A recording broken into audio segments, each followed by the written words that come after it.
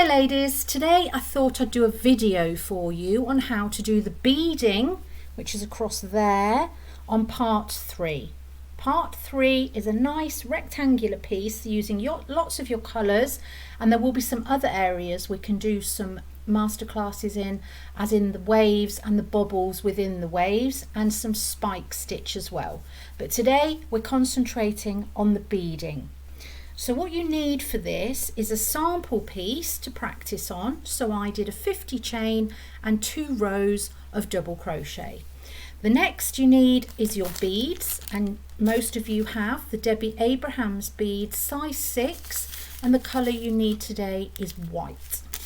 You also need a very small needle that will actually get your bead through onto your wool. This is a very old needle that I've had for ages, and it fitted perfectly with the bead on there, and the bead was able to move along freely. So once you've loaded your new colour up with 24 beads, so count them on very carefully and then count them again, because once you've started your work you can't add beads on if you've miscounted. So for this piece you need 24 beads.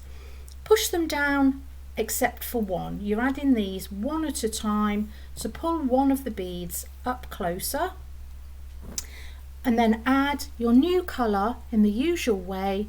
So slip stitch through the first stitch and then one chain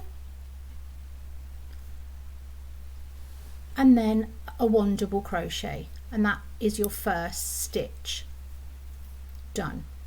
The next stitch is a beaded DC, so you move the bead up so that it comes right up close to your work there.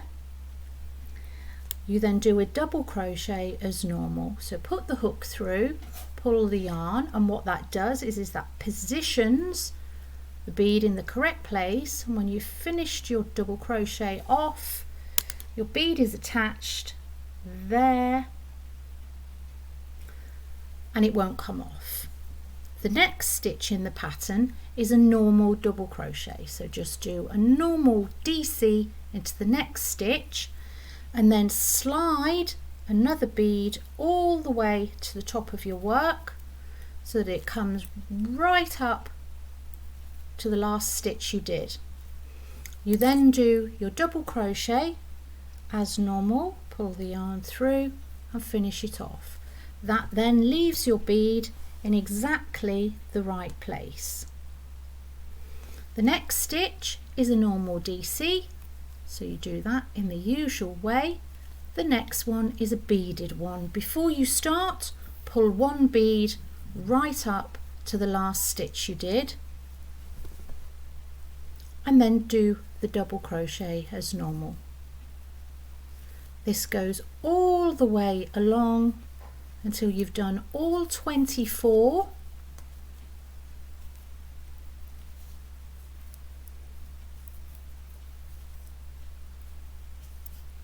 And they are all on the correct side and all on every other double crochet. Best to have a practice piece and just attach your beads on there and have a go, just so you can get some speed up. But if you want to go straight onto your piece, then we're starting part 3 for those that want to keep up with us on March the 4th.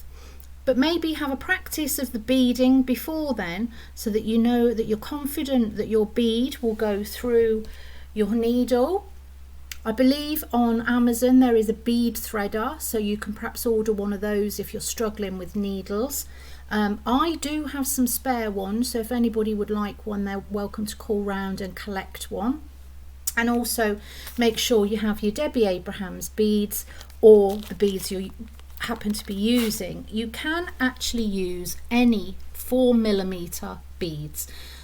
Some of them won't be as tiny as the Debbie Abrahams, but there's barely any difference in them. But they need to be 4mm to go through a double crochet yarn so that they fit tightly onto there. There you go. I hope this helped. Any questions, just message me. Thank you.